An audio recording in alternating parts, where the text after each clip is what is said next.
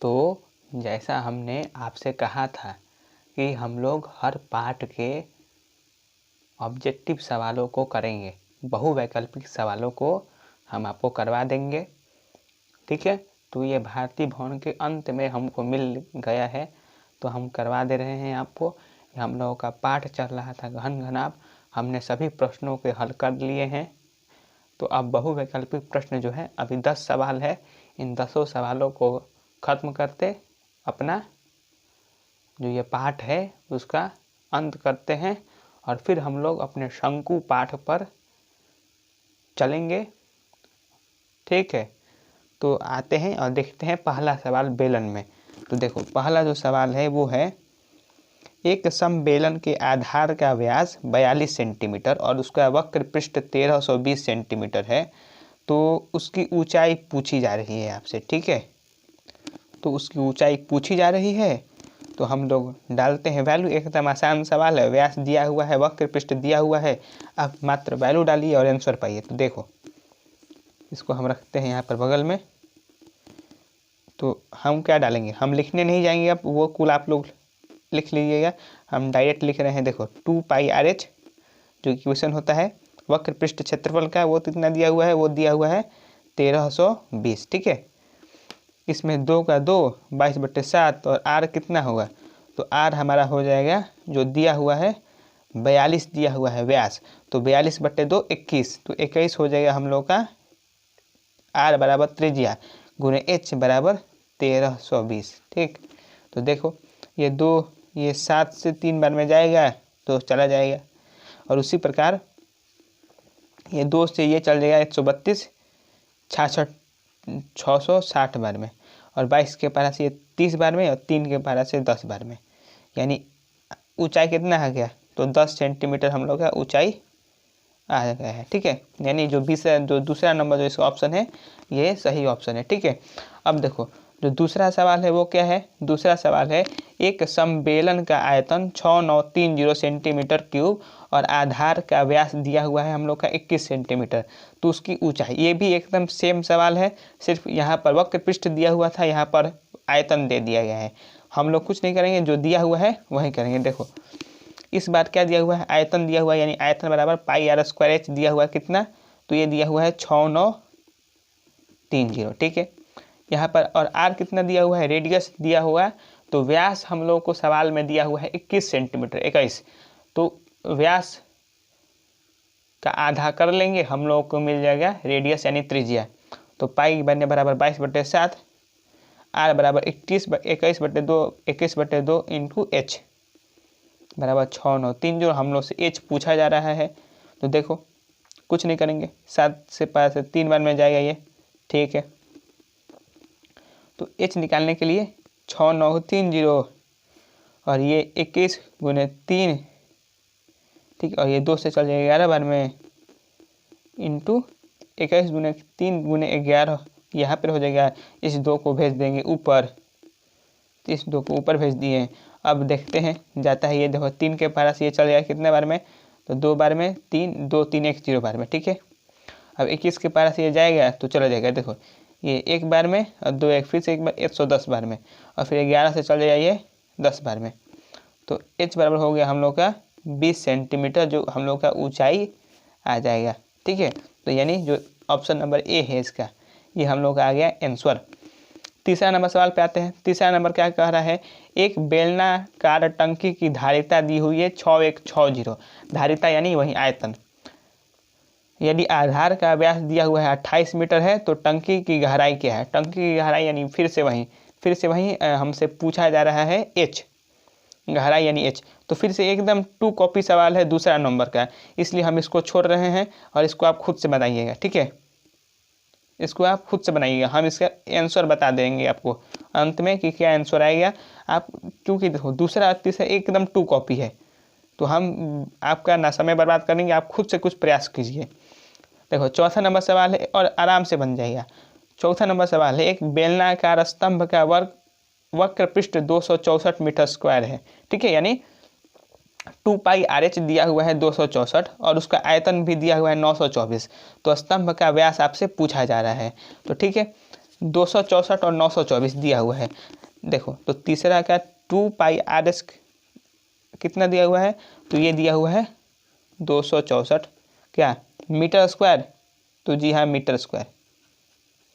और जो उसका आयतन है वो दिया हुआ है, आयतन बराबर दिया हुआ है, आयतन बराबर क्या होता है, तो आयतन बराबर होता है πr² बराबर दिया हुआ है 924 मीटर का क्यूब। तो आपसे पूछ रहा है क्या कि व्यास क्या है, स्तंभ का व्यास, ठीक है। तो हम लोग पहले निकाल लेते हैं अपना त्रिज्या, उस त्रिज्या को दोगुना कर देंगे, मिल जाएगा व्यास। तो देखो हमको इसका आप कैसे निकालेंगे, हमसे पूछ रहा है त्रिज्या और हमको कुछ दिया नहीं है, हमको ऊंचाई तो दिया नहीं है, तो हम क्या कर सकते हैं, देखो इस आयतन से इसको भाग दे सकते हैं, है ना, आयतन को इसके भाग दे सकते हैं। तो देखो क्या हुआ, देखो πr² बटा 2πrh बराबर कितना हो जाएगा 924 बटे 264। एकदम ये सिंपल।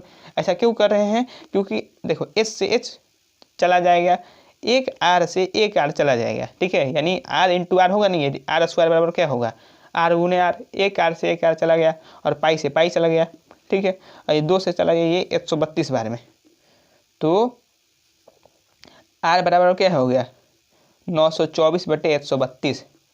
अब एक देखो जाएगा 11 के पहला से क्या ये जाएगा, देखो 11 के पहला से 2 से भी जा सकता है, लेकिन हम 2 से नहीं लेकर जा रहे हैं, 11 से जल्दी चला जाएगा, 11 इंटू 12 हो जाएगा 132, और 11 के पहला से ये चल गया 11 9 11 8 88, ठीक, और बचा 4 4 यानी 44 कर जाएगा 4 बार में, और 12 7 84। तो आर बराबर कितना आ गया 7 मीटर, यानी त्रिज्या कितना आ गया 7 मीटर। आपको क्या पूछा जा रहा है, आपको पूछा जा रहा है व्यास, व्यास बराबर कितना हो जाएगा, तो 7 गुने 2 बराबर 14 मीटर। तो हम लोग का आ गया, चौथा का भी आंसर आ चुका है, 4 का आंसर, ठीक है, यानी 14 मीटर हम लोग का उत्तर होगा, ठीक है। अब 5वें पे आते हैं हम सब। 5वां क्या है, तो 5वां है, देखो सवाल एकदम आसान सब सवाल है। सवाल ये है, एक सम्मेलन की ऊंचाई दी हुई है फिर से 12 मीटर, 2 वृत्ताकार छोरों के क्षेत्रफलों के योग का 3 गुना इसके वक्र पृष्ठ का क्षेत्रफल का दुगुना है, तो आधार की त्रिज्या क्या है। तो तुमको ऊंचाई दे दिया है, ठीक है, और एक संबंध दिया हुआ है। क्या संबंध है कि दोनों जो वृत्ताकार छोर होता है, ठीक है, उन दोनों का योग, उन दोनों को जोड़ के अगर तुम उसका 3 गुना 3 टाइम्स कर देते हो या उसको 3 से गुना कर देते हो, वो बराबर होगा अगर तुम वक्र पृष्ठ के क्षेत्रफल को दुगुना कर देते हो। तो देखो सिंपल, ऊंचाई कितना दिया हुआ है हमको, एच कितना दिया हुआ है 5वां नंबर ये 12 मीटर, ठीक 12 मीटर। और जो संबंध दिया है वो क्या है, देखो संबंध दिया है कि दोनों जो छोर का वृत्त का क्षेत्रफल है वो दिया हुआ है हमें, वो नहीं दिया हुआ है, उन दोनों का योग करके और फिर उसको 3 गुना करना है। तो देखो क्या होगा, एक वृत्त का क्षेत्रफल क्या होगा πr², ठीक है, प्लस πr² जो दूसरा छोर है, इन दोनों का तुम 3 गुना कर दो, तो ये किसके बराबर है, तो ये बराबर है जो वक्र पृष्ठ क्षेत्रफल है, यानी 2πrh, इसका 2 गुना बराबर है, यानी इसको 2 गुना करो इसको 3 गुना करो, तो ये दोनों बराबर आ जाएगा, ठीक है, समझ में आ गया। तो ये कितना हो जाएगा, ये हो जाएगा 3 गुने 2 πr² बराबर 2 πrh इंटू 2, ठीक है। अब देखते जाओ, ये 2 से 2 चला गया, पाई से पाई चला गया, एक आर से एक आर चला जाएगा, ठीक है, इतना समझ में आ रहा है। तो आर बराबर क्या होगा, आर बराबर हो गया 2 गुने h बटे 3। तो आर कितना दिया हुआ है, आर दिया हुआ है, सॉरी माफ कीजिए, एच कितना दिया हुआ है, तो एच दिया हुआ है 12 मीटर, तो 12 गुने 2 बटे 3 हो गया हम लोग का त्रिज्या। तो 3 के पास ये चल जाएगा 4 बार में, यानी आंसर हो जाएगा आर बराबर, यानी त्रिज्या हो गया 8 मीटर। यही हमसे पूछा गया था, तो हम लोग का आंसर आ चुका है 8 मीटर, यानी ऑप्शन नंबर ए, 5वां का ऑप्शन नंबर ए। इसी के साथ हम लोग का ये हो गया सवाल हल। अब हम लोग चलते हैं 6ठे नंबर सवाल पे और उसको सुलझाते हैं, ठीक है। तो देखो 6ठा नंबर सवाल क्या कह रहा है, एक दुकान पर शहद के 2 बेलनाकार डिब्बे हैं, ठीक है, यानी जो मधु का या कह लो शहद हनी का 2 ठो बेलनाकार डब्बा है। अधिक ऊंचाई वाले डिब्बे की ऊंचाई कम ऊंचाई वाले डिब्बे की ऊंचाई के 2 गुनी और व्यास आधा है। अधिक ऊंचाई वाले डिब्बे का मूल्य 28 रुपये और कम ऊंचाई वाले का मूल्य 25 रुपये है। सस्ता डिब्बा होगा। ऑप्शन दिया है क्या, पहला दिया हुआ है अधिक ऊंचाई वाला, दूसरा दिया है दोनों के मूल्य बराबर है, तीसरा क्या है कम ऊंचाई वाला, और चौथा है निश्चित रूप से कुछ नहीं कहा जा सकता है। तो देखो क्या कह रहा है सवाल कह रहा है कि जो अधिक ऊंचाई वाला डिब्बा है उसका जो ऊंचाई है वो उसका अधिक ऊंचाई वाले डिब्बे की ऊंचाई कम ऊंचाई वाले डिब्बे की 2 गुनी है और व्यास आधा है, और साथ में अधिक ऊंचाई वाले डिब्बे का मूल्य जो है वो 28 रुपये दिया हुआ है और कम ऊंचाई वाले का मूल्य 25 रुपये दिया हुआ है। तो सस्ता डिब्बा कौन पड़ा, ये पूछ रहा है कि सस्ता डिब्बा कौन सा हुआ, अधिक मूल्य वाला कि जो कम मूल्य वाला है, ठीक है, माफ करना, अधिक ऊंचाई वाला कि कम ऊंचाई वाला। तो देखो समझो पहले क्या बोला जा रहा है। देखो दुकानदार है, उसको अपने शहद रखने के लिए डिब्बा वो खरीदा होगा, तो एक डिब्बा जो वो खरीदा 28 रुपये के पड़ा, दूसरा वाला पड़ा वो है 25 रुपये का पड़ा। तो तुमसे पूछ रहा है कि कौन सा डब्बा सस्ता पड़ा उसको, ठीक है। और कैसे हम इसको जानेंगे, तो हम इसको जानेंगे इस प्रकार से कि जिसका आयतन ज़्यादा होगा वो सस्ता पड़ा होगा, और साथ में उसका मूल्य भी देखना है। तो देखो, तो हम छठे नंबर सवाल पे आते हैं, और क्या दिया हुआ है कि जो अधिक ऊंचाई वाला जो डब्बा है उसका ऊंचाई छोटे वाले से 2 गुना है, ठीक है। तो हम लोग छोटे वाला का ऊंचाई मान रखे हैं। बात चलिए किसका, छोटे वाला डिब्बा का, छोटा वाला डब्बा, इसका कितना है ऊंचाई, तो ऊंचाई होगा मान लो h, ठीक है, h। अब छोटा वाला डब्बा का मान लो कि जो त्रिज्या है वो है r, ठीक है, r। तो बड़ा वाला का ऊंचाई क्या होगा 2h, और त्रिज्या क्या होगा। देखो क्या बोला जा रहा था कि जो बड़ा वाला जो डिब्बा है यानी जो अधिक ऊंचाई वाला डब्बा है उसका व्यास आधा है यानी त्रिज्या भी आधा होगा, ठीक है। यानी इसका अगर त्रिज्या r है तो इसका त्रिज्या क्या होगा, इसका त्रिज्या होगा r/2। तो छोटा वाला का आयतन निकाल लो, क्या होगा, आयतन इसका होगा पाई r²h, ठीक है। इसका आयतन क्या होगा, इसका आयतन होगा पाई गुने r के जगह पे क्या होगा r/2 गुने r/2 गुने 2h। तो इसका क्या होगा, 2 से 2 गया, इसका हो गया पाई r²h/2। समझ में आ रहा है। मतलब ये है कि भैया जो छोटा वाला डब्बा है उसका आयतन ज़्यादा है, और जो बड़ा ऊंचाई वाला डब्बा है अधिक ऊंचाई वाला उसका आयतन कम है। देखो ऊंचाई डबल होते हुए भी चूंकि उसका व्यास आधा था अधिक ऊंचाई वाले का, इसलिए जो ओवरऑल है उसका आयतन आधा हो गया। अब जो बड़ा वाला डब्बा था अधिक ऊंचाई वाला, इसको 28 रुपये में खरीदा था, ठीक है, और इसको खरीदा था 25 रुपये में। तो तुम खुद से बताओ ना कौन सा होगा सस्ता। अरे भैया वही ना सस्ता होगा जो कि उसको ज़्यादा आयतन दे। तो ज़्यादा आयतन कौन दे रहा है, तो ज़्यादा आयतन दे रहा है उसको 25 रुपया वाला। तो छठा का आंसर क्या हो जाएगा, छठा का उत्तर हो जाएगा हम लोग का सस्ता जो वहीं पड़ा जो कि कम ऊंचाई वाला है, ठीक है। कम ऊंचाई वाला कौन है, तो ये वाला है, छोटा वाला। अब आते हैं 7वें नंबर सवाल पे।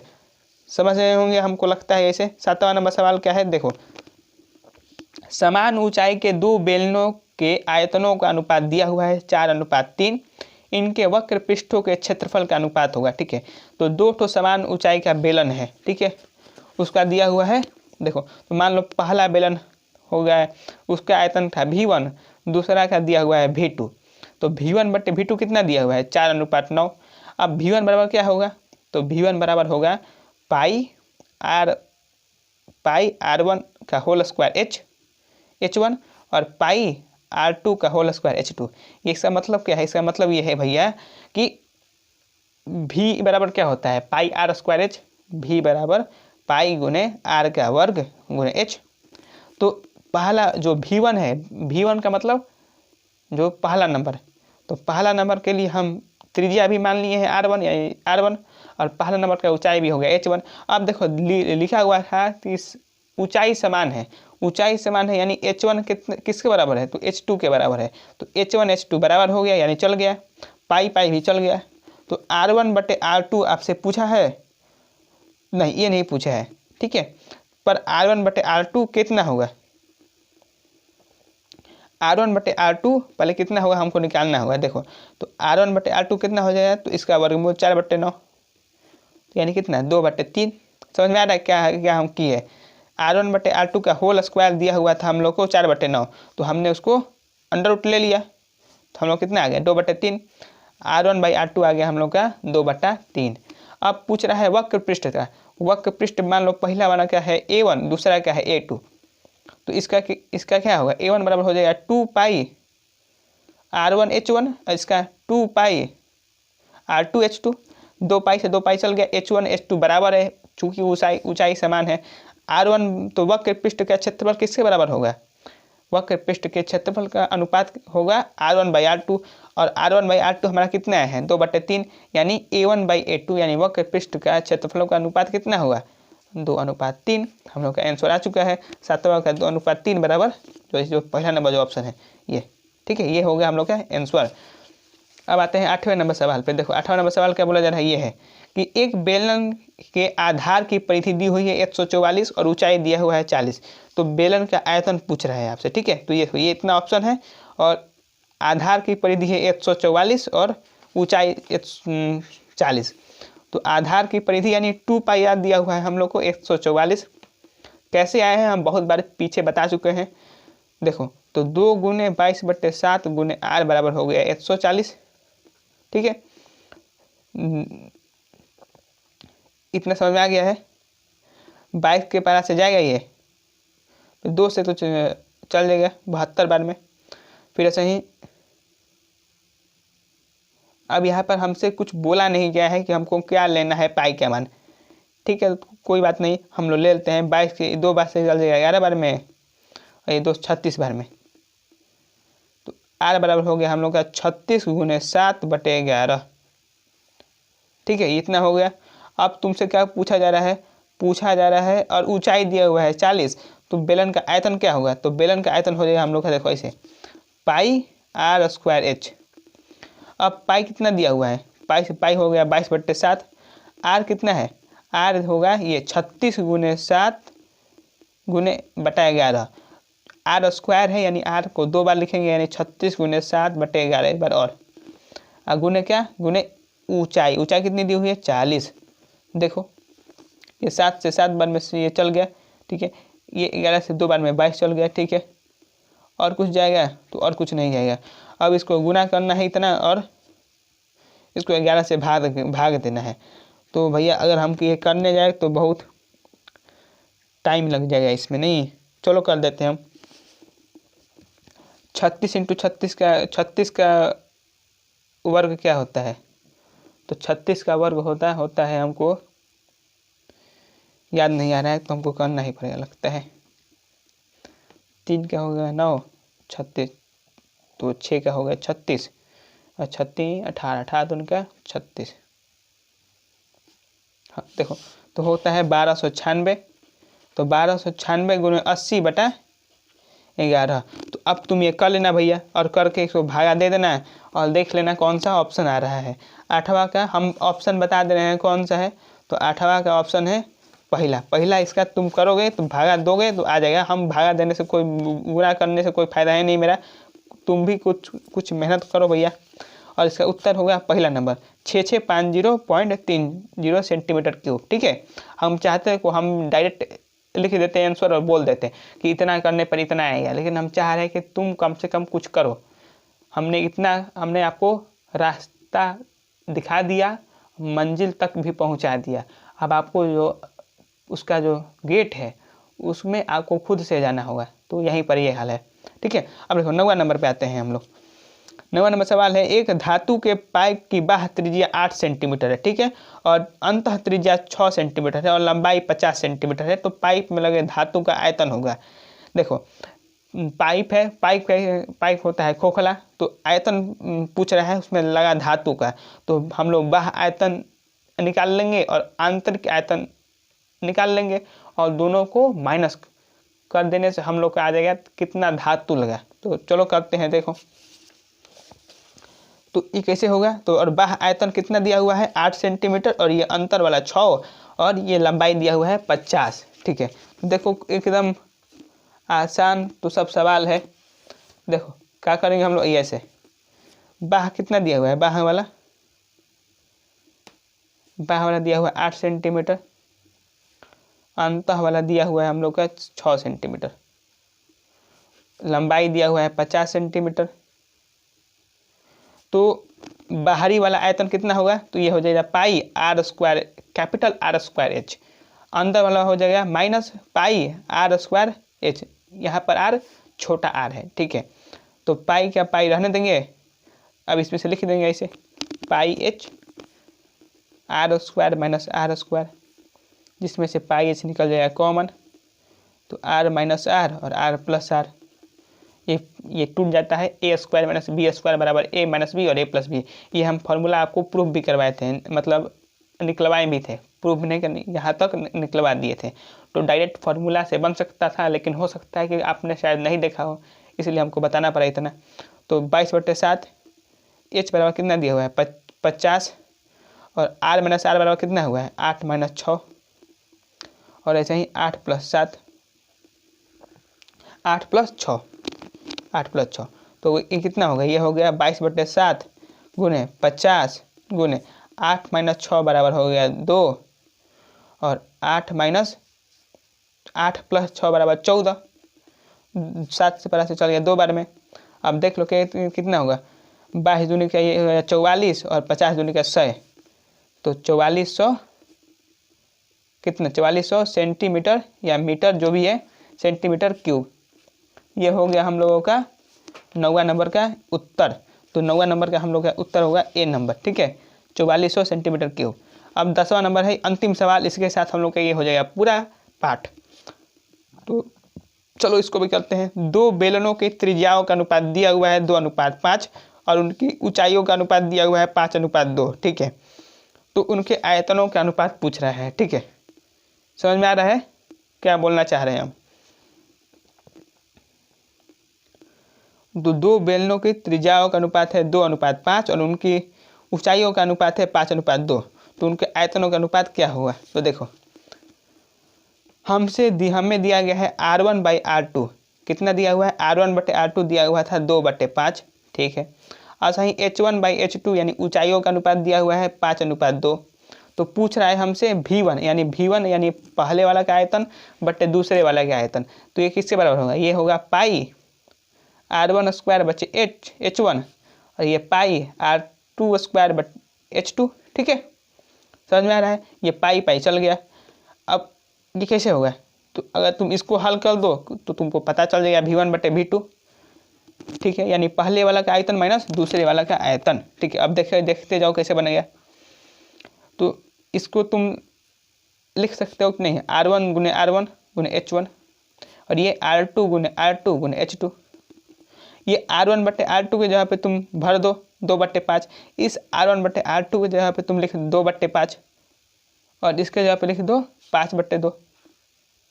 लिखो क्या हो गया 2/5 × 2/5 × 5/2, ठीक है।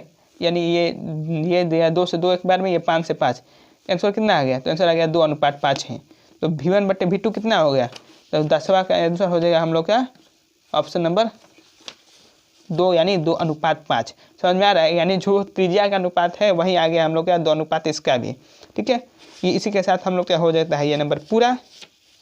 और जो हमने तीसरा का आपको हल नहीं करवाया था उसका उत्तर हो जाएगा हम लोग का, हम आपसे बोले थे आप खुद से हल कीजिएगा, इसका उत्तर होगा 10 मीटर। आप खुद से बनाकर चेक कीजिए भैया, ठीक है, इतना तो हम करवा चुके हैं।